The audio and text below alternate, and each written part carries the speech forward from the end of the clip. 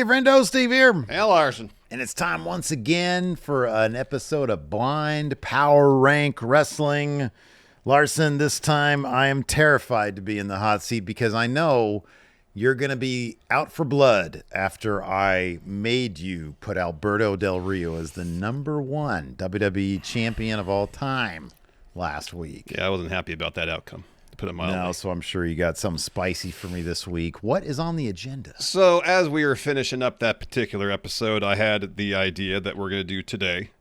And it just so happens that I believe it's Bucket Dipper in the comments for the last episode we did suggested it. And that is Blind Power Rank members of the new World Order. Easy. Oh, this is too easy. Too sweet. You sure about that? There's like 65 members in total of the NWO. Ah, dude, Dennis Rodman, number one. How do you know I'm even going to mention the Worm? You should. He's number one. Guarantee not to mention him now because you're going to put him at number one. Damn it. Are you ready? That's the wrong faction. That's DX. I didn't say what it you like should that, say is, survey says another one for the good guy. This isn't Family Feud. It's not really a survey. Oh, okay. Good point. Yeah, I'm ready. All right. First name. I think this first name is really going to determine a lot in terms of how you approach this. Big Papa Pump, number one. No. Scott Norton. Oh, I love Scott Norton. Scott Norton's great. No negatives really with Scott Norton, except the fact that he never really won much as a member of the Prime NWO. That being said, he was a heavy hitter in New World Order Japan. So for that reason, I'm putting Scott Norton. Damn, dude. I mean, you might give me 9 more fucking absolute assholes, but I'll put Scott Norton at number 4. All right. Interesting approach. All right.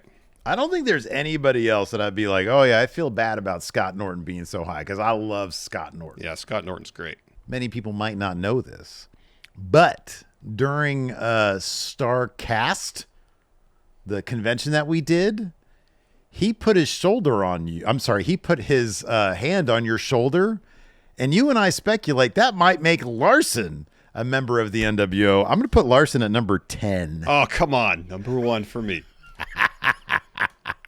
It's a funny thing. We didn't talk to him really the whole time. He just walked by. Yeah. It just like the warmest gesture possible. Oh yeah. Put his hand on my shoulder like we're going to get through this weekend together.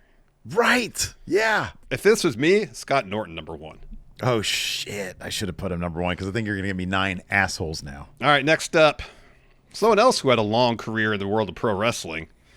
Debatable if they did much. Well, they won some titles. Just not as a member of the NWO. I'm talking about Michael Wall Street. Okay. All right. Now I really got to start digging down to the bottom here and think who could you possibly come up with that would be worse than IRS as a member of the NWO?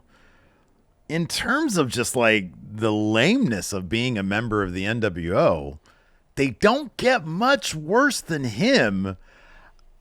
I'm going to say he's a number 10 for me, dude. Wow. I'm going to say Wall Street. Yeah, I got to go big or go home. Wall Street's number 10. He didn't do anything.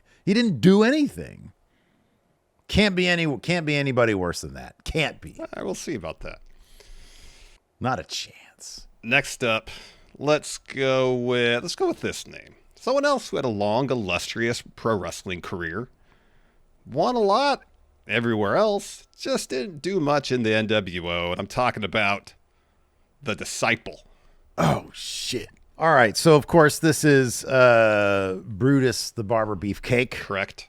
Whose legend looms large here at Going in Raw because he was your answer that allowed us to win Quizzlemania when it did. Correct. So, for that alone, I don't think this guy is a number 9.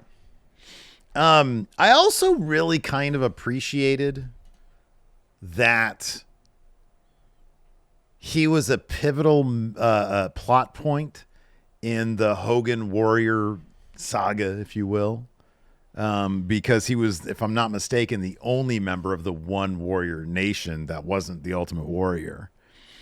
He also seems like a real sweet fella. Yeah, we helped him put his backdrop up at StarCast.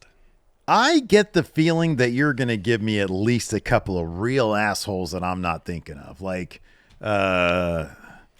gee whiz. I'm trying to think of some of the other names that you could be busting out on me. I think I know who I'm going to go with at my number 1, to be honest with you. I already know because I know you're going to give me him, but I'm not going to tell you who it is. I'm going to put the Disciple at number 7. Number 7. All right. Yeah. How do you spell disciple? D-I-S-C? Yes. Yes.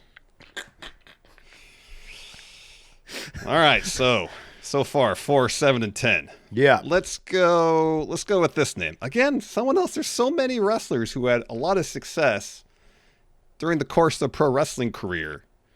But as members of the NWO, almost kind of largely forgettable. And this time I'm talking about Big Bubba Rogers. Jesus Christ, he was? Boss Man? Yeah. He was a member of the NWO? Yeah. Shit, bro. You're going to fuck me big time. Scott Norton really should have been at least number 2. Big Bubba Rogers, really? Yeah. I'm going to regret the shit out of this. I'm putting him at number 9. Ooh. I don't regret. I think right now I'm cool with the list. Because Wall Street there's nobody that could be worse than Wall Street. Let's see about that. Where to go next? Let's go to this name. We're on a theme here. Wrestlers who had a lot of success, but as members of NWO, largely forgettable. Yeah. So, in fact, see, like half these names I mentioned, Steve, do you remember they were in the NWO? Let's see if he remembers Brian Adams as a member of the NWO. I always kind of liked Brian Adams, to be honest with you. I thought he had charisma. They just didn't really use him all that well.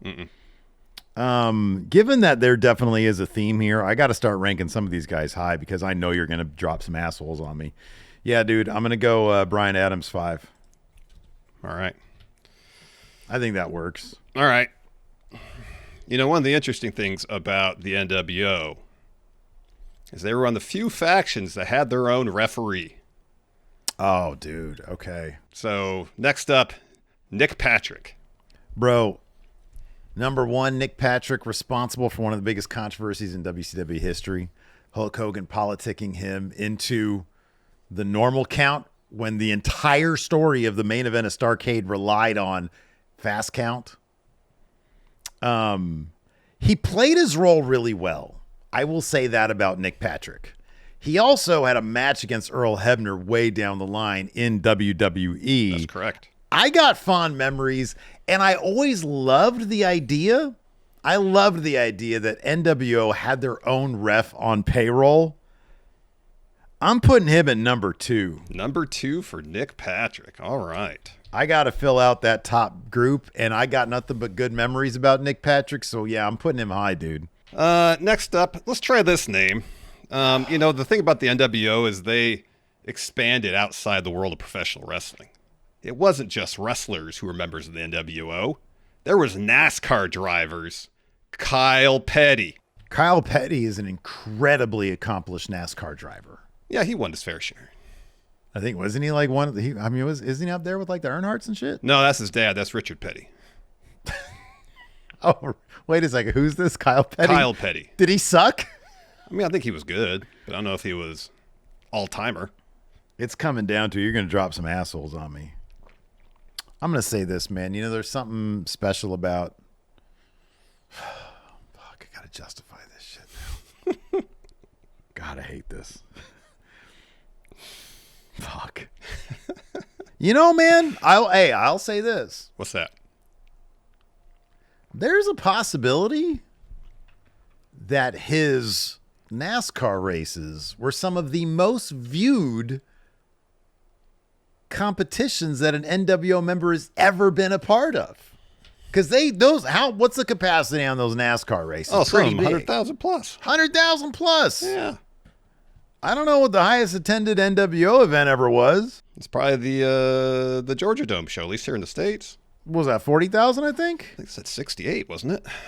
I think that was capacity. I think it filled. I think they had 40 in attendance. Oh, I could be wrong about it. Maybe it was 60. I remember thinking it was 60 and then reading it was 40. Anyways. Gotcha. So in terms of sheer numbers of people going out to see him, plus I don't think he's ever been like arrested for any scumbag behavior. I'm going to put Kyle Petty at number 3. Number 3. All right. Fuck. I'm going to get fucked on one. All right, you I should have have put him in number 1. number 1, number 6, and number 8 left. Next up, let's go with another son of a legend. This legend, though, happened to be in the world of pro wrestling. One of the most legendary names in the history of the sport. His son was in the NWO, and that's David Flair.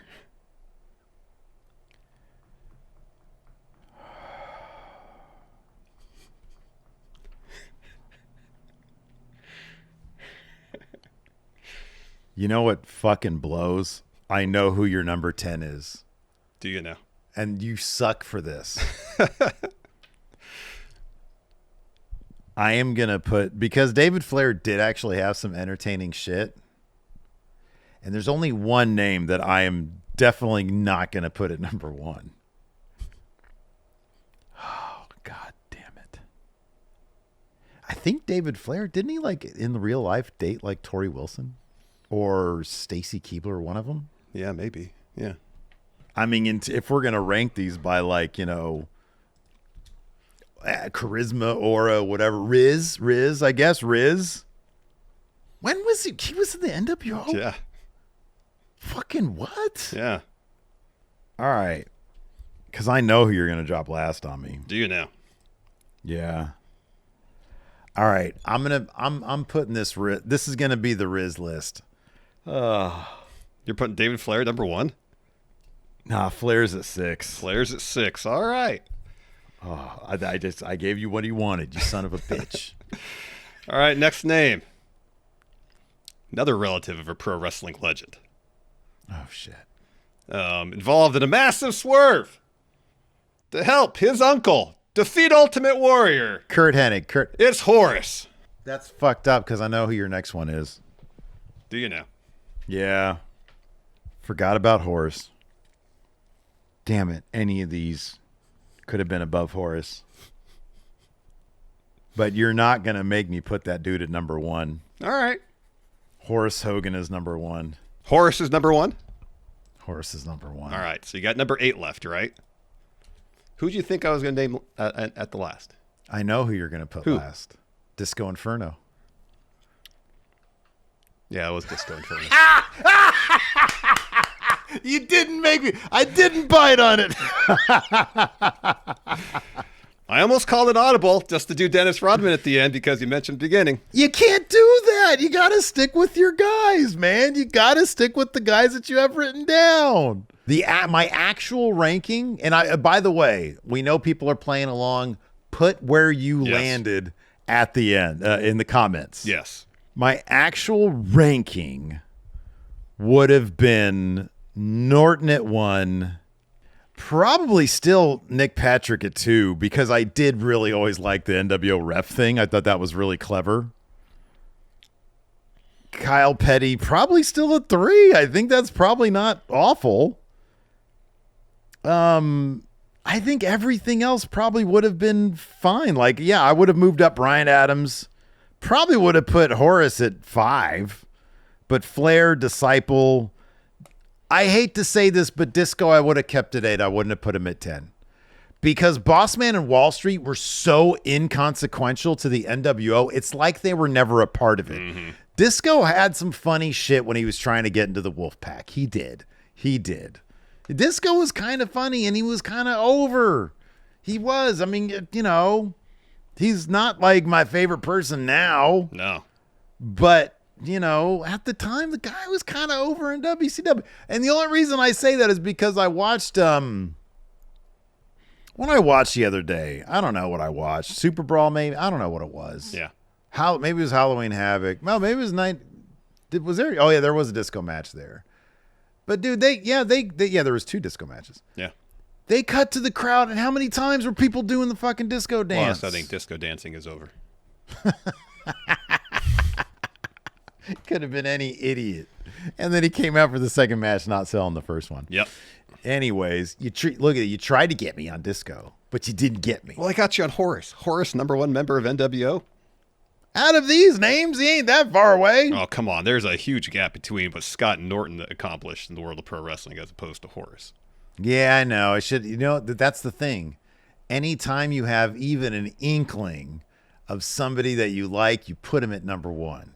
Unless we've now realized that, and next time I'm going to drop some gems on you at the end.